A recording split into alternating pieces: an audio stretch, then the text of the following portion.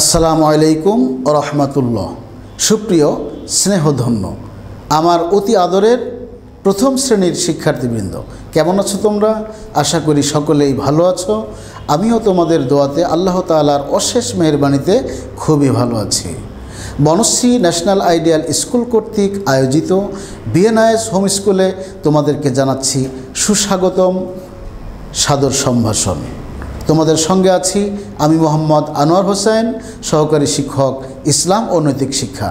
প্রিয় শিক্ষার্থীবৃন্দ, আজ আমি তোমাদের জন্য প্রথম শ্রেণীর ইসলাম ও নৈতিক শিক্ষা বিষয় থেকে বিশেষ করে তোমাদের শীটে ফেরেশতা বিষয়ে একটি টপিক রয়েছে। সেই ফেরেশতা বিষয়ে আমি আলোচনার জন্য নির্ধারণ করেছি।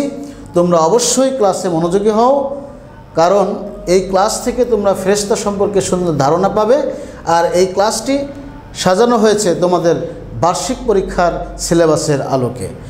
বার্ষিক পরীক্ষার সিলেবাসের আলোকে তোমরা যে ক্লাসগুলো দেখতে পাচ্ছ, এই ক্লাসের উপর যে বাড়ির কাজ দেওয়া হচ্ছে, এই বাড়ির কাজের উপরে আলাদা নম্বর দেওয়া হয়। তোমাদের বার্ষিক পরীক্ষার লিখিত পরীক্ষার সঙ্গে তা যোগ হবে 20 নম্বর। তাহলে বুঝতেই পারছো এইচডাব্লিউর গুরুত্ব কতখানি। তোমাদের ক্লাসের পূর্বেই আমি বাড়ির কাজটি দিয়ে দিচ্ছি, তা হচ্ছে সিডাব্লিউ টু এইচডাব্লিউ, অর্থাৎ আজকের ক্লাসের আলোচনার বিষয়টি তোমাদের এইচডাব্লিউ থাকবে। তোমরা অবশ্যই সমাধান করবে, জমা দিবে রবিবারে, আর পরবর্তী রবিবারে খাতা ফেরত নেবে। এই কাজটি তোমরা অভিভাবকদের মাধ্যমে সম্পন্ন করবে।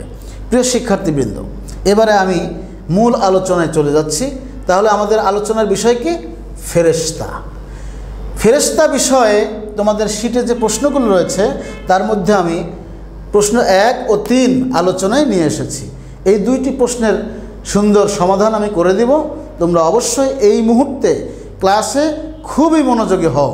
প্রিয় শিক্ষার্থীবৃন্দ, প্রশ্ন 1, ফেরেশতা কিসের তৈরি?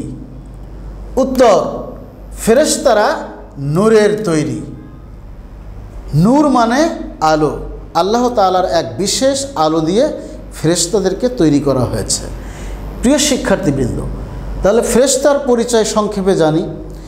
ফেরেশতারা হচ্ছে আল্লাহ তাআলার এক বিশেষ সৃষ্টি। তাদের সংখ্যা অসংখ্য। তাদের কাজ হলো আল্লাহ তাআলা যখন যা হুকুম করেন তাই পালন করা। ফেরেশতাদের একটি বিশেষত্ব রয়েছে, তারা ছেলেও নয় মেয়েও নয়, অর্থাৎ পুরুষও না নারীও না। তারা সদা সর্বদা সব সময় আল্লাহ তাআলার হুকুম পালনে ব্যস্ত রয়েছে। প্রিয় শিক্ষার্থীবৃন্দ, তোমাদের পরীক্ষায় যখন প্রশ্ন আসবে ফেরেশতা কিসের তৈরি, তখন তোমরা শীটের উত্তরটি লিখে দিবে, তা হচ্ছে ফেরেশতারা নূরের তৈরি। এবারে প্রশ্ন 3, প্রধান 4 জন ফেরেশতার নাম কি কি?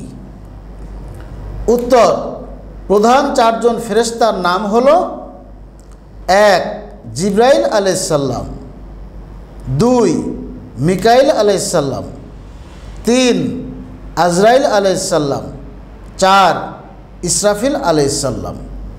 এরা হচ্ছে প্রধান ফেরেশতা। আমি আগেই বলেছি ফেরেশতাদের সংখ্যা অসংখ্য, এর মধ্য থেকে 4 জন হচ্ছেন প্রধান। তবে আমি আজকের ক্লাসে বিশেষ করে 2 নম্বরে মিকাইল আলাইহিস সালাম আর 4 নম্বরে ইসরাফিল আলাইহিস সালাম, এই 2 জন ফেরেশতা সম্পর্কে তোমাদের সংক্ষিপ্ত বলবো। আর জিবরাইল আলাইহিস সালাম এবং আজরাইল আলাইহিস সালামের আলোচনা তোমাদের পরবর্তী ক্লাসে হবে, তোমরা সেই অপেক্ষায় থাকবে। তাহলে আমি মিকাইল আলাইহিস সালাম ও ইসরাফিল আলাইহিস সালামের বর্ণনা তুলে ধরছি। মিকাইল আলাইহিস সালাম ইনি একজন অন্যতম প্রধান ফেরেশতা। আল্লাহ তাআলার হুকুমে তিনি আমাদের রিজিক বন্টনের দায়িত্বে রয়েছেন। তিনি মেঘমালা বৃষ্টি বর্ষণ করেন। কখন কোন জায়গা কিভাবে প্রাকৃতিক ভারসাম্য রক্ষার জন্য কি করতে হবে, আল্লাহ তাআলার হুকুমে তিনি এই কাজটি সম্পন্ন করে থাকেন। প্রিয় শিক্ষার্থীবৃন্দ, এরপরে হযরত ইসরাফিল আলাইহিস সালাম, ইনিও একজন অন্যতম প্রধান ফেরেশতা। ইসরাফিল আলাইহিস সালামের দায়িত্ব হচ্ছে তিনি আল্লাহ তাআলার হুকুমে সিংহা মুখে দাঁড়িয়ে আছেন আল্লাহ তাআলার হুকুমের অপেক্ষায়। তিনি 2 বার ফুঁ দিবেন। কয়বার ফুঁ দিবেন? 2 বার। প্রথম ফুৎকারে গোটা পৃথিবী সহ সমস্ত সৃষ্টিরাজি ধ্বংস হয়ে যাবে, আর কিছুই থাকবে না। এরপরে বহুকাল পরে, বহু বছর পরে আল্লাহ তাআলা ইসরাফিল আলাইহিস সালামকে জীবিত করে আবার দ্বিতীয় ফুঁ দিতে আদেশ করবেন।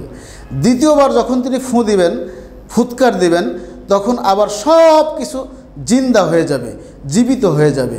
আর আল্লাহ তাআলা তার সৃষ্টিকুল তথা প্রাণীকুলের হিসাব নেওয়ার জন্য একটি বিশাল মাঠে একত্রিত করবেন, সেটা হচ্ছে হাসরের মাঠ। প্রিয় শিক্ষার্থীবৃন্দ, তাহলে আমরা জানলাম ইসরাফিল আলাইহিস সালাম দুইবার ফুঁ দিবেন। আজকের এই ক্লাস থেকে তোমরা ফেরেশতা সম্পর্কে অনেক কিছু শিখতে পারলে। পরবর্তী ক্লাসে ফেরেশতা সম্পর্কে আরও বিবরণ দেওয়া হবে, সে পর্যন্ত তোমরা অপেক্ষায় থাকবে। আর এই ভিডিওটি বারবার অনুশীলন করবে, দেখবে, তাহলে তোমাদের বার্ষিক পরীক্ষার রেজাল্ট ভালো হবে, তোমাদের পরীক্ষার প্রস্তুতি ভালো হবে। তোমরা অবশ্যই এই কাজটি সুসম্পন্ন করবে। প্রিয় শিক্ষার্থীবৃন্দ, আজ এ পর্যন্তই। তোমরা বাসায় সুস্থ থাকো, তোমাদের বাবা মায়ের কথা মতো চলো, বিশেষ করে বড়দের সম্মান করবে, ছোটদের স্নেহ করবে এবং তোমাদের সমবয়সী যারা বন্ধু যারা, তাদের সঙ্গে সৌহার্দ্যপূর্ণ সুন্দর ব্যবহার করবে। তোমাদের সুস্বাস্থ্য কামনা করে, তোমাদের উজ্জ্বল ভবিষ্যৎ কামনা করে আমি বিদায় নিচ্ছি। আল্লাহ হাফেজ। আসসালামু আলাইকুম ওয়া রাহমাতুল্লাহ।